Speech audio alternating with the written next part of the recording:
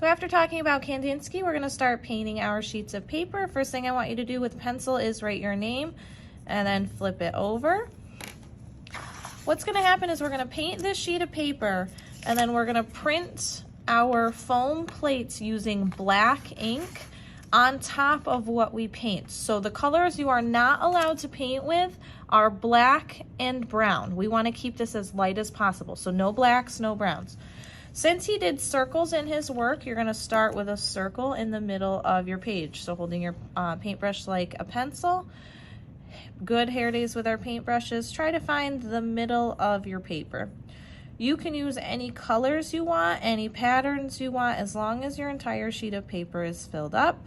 I'm going to do rainbow just because I like how it looks in my work.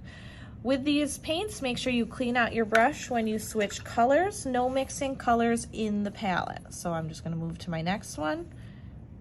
Paint a circle around my first circle.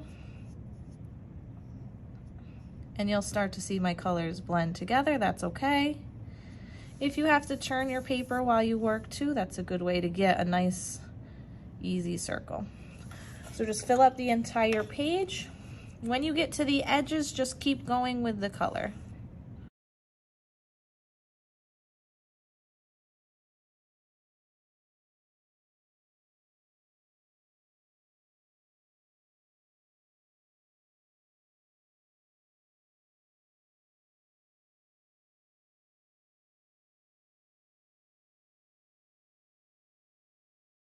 As I get to the edge and run out of paper, what I'm going to do is I'm just going to fill in with one color to really fill in those corners. If you want to continue your pattern, you can, but this is an easy fix if you don't want to keep going with your pattern. Double check to make sure that you have no white spots before you put your piece in the drying rack. So I see my blue is a little light. So I'm going to go back in and just layer in some more blue where I missed it. If you have any big chunks of paint too, make sure you fill those in and spread those out as well. So once you're done, make sure your piece goes into the drying rack so that it's ready for printing next class. Hi guys, so after talking a little bit about printmaking, we need to make our blocks to print with. We're using just a little bit of foam. One side is going to be the front, one side is going to be the back. So just go ahead and write your name. We're using pen because the pen pushes into the foam, but it doesn't destroy it. So make sure you write your name. In the top left-hand corner, what you're going to do is draw a dot. And you're going to write an arrow pointing in at a diagonal, and you're going to write middle. M-I-D-D-L-E. This is for when we're printing, you know which way and where your middle is, even though you've carved on the other side. So what we want to do is we want to make sure that when we flip this over, we're working starting on the other side of the middle. So I have it here. I'm going to flip it over. That means I'm working in this corner to start. I'm even going to do just the line so I know, and that'll be a part of my detail. So working out, and you can see I turned mine so that the point is facing up. We're going to start doing our designs almost like a radial design, going from this top of the diamond all the way to this other end of the diamond. What you want to think about is you want to think about simple designs, but also add a lot of detail. So if you do lines, maybe you can do lines inside your lines. You can also do different types of shapes. The only thing you are not allowed to do is add words, because if you do words, they will flip when we print. So no words. Think about shapes, think about different lines, and you're going to fill up your entire square diamond of your foam.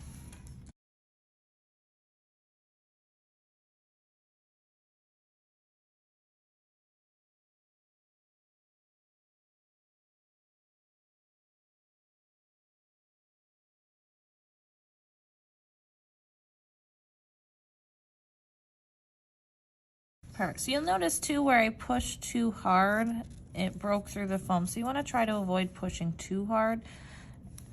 And you also want to keep in mind where you push down is where the color will not show through, so you want to add all those extra details.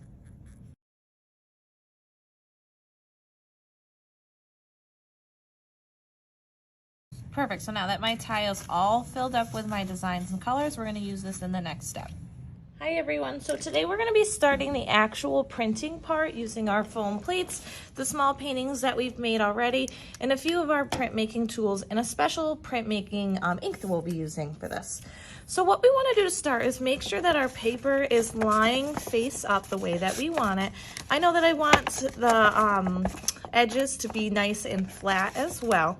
So we have our printing plate right here. We carved on the top side, and then we labeled the middle of the inside. So what we're gonna do is we're gonna roll ink all over the side that we carved into. Then we're gonna print it in all four corners with the middle dot facing the middle of the paper. So it'll go here, turn and be printed here, turn and be printed here, turn and be printed here. It's very important that you watch where that dot is to make sure that you're printing in the right spot.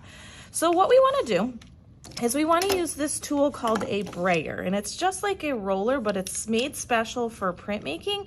It helps get a nice even layer of the printing ink, which is on this little tray right here. It does hook onto the edge of the table, so when you're rolling your ink, the plate shouldn't move too much. What you want to do is you want to pull down that ink and lift up the brayer. Pull down, pull down, pull down, pull down. And then you want to kind of work the ink back and forth so it's even on your roller. When it starts to sound like Velcro, that's when you know that you have the right amount of ink on the brayer. So you can see how I'm pulling and pushing, and I'm also listening. It sounds like almost like Velcro. I think my brayer is all set and ready. We are putting the ink on the carved inside. Notice how I'm working on my messy mat. This is to avoid getting mess all over the place. Next to it, I have the piece I am printing on. So I'm gonna take my brayer, and you're gonna get a little bit messy on your fingers, and you're gonna just roll it along your block or your foam here. Put your brayer back with the ink. Then what we're gonna do is we're gonna flip it over.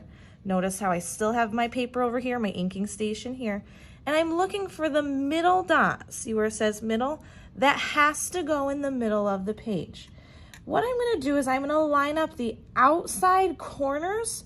This is all measured perfectly, so if you line up the outside corner, everything will print nice and even. So I'm gently pushing this down first. Then I'm going to take this little rolling pin here and just give it a nice even push. This will help transfer the ink from your plate to your painting. Make sure you have a nice even pressure. You can turn this if you want to too. Set that to the side. Then very carefully, you're gonna peel up your foam.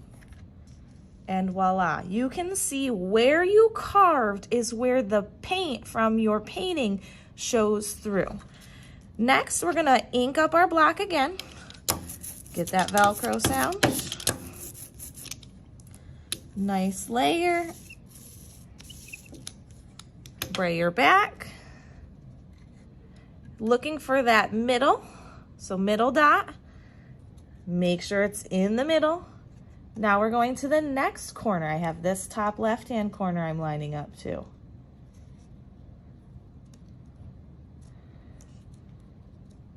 Pressing down, rolling with my second roller.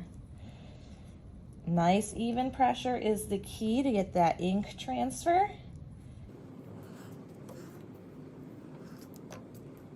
Then peel it up. If you start to notice that your black ink is way too light, it probably means that you didn't have enough ink on your actual block. If you have to, you can re-ink your block and then print it a second time. Just make sure you're lined up as best as you can. So if you have to go here, you can re-ink it, repress it like that. re-roll, just to get more ink on that block, like that. Then you're gonna do this 2 more times, going around in that circle. So ink,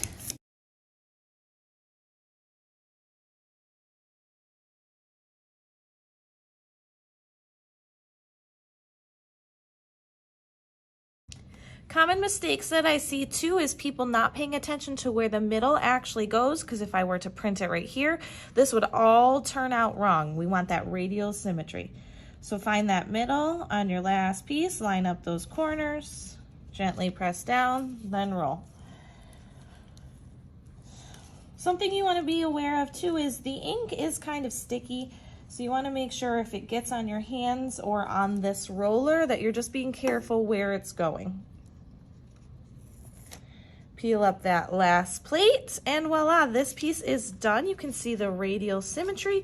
You can also see the colors shining through from where we originally painted that first piece. This needs to go into the drying rack. Anything that has ink on it, so your roller, your brayer, and this piece right here, as well as your plate, needs to be washed off in the sink.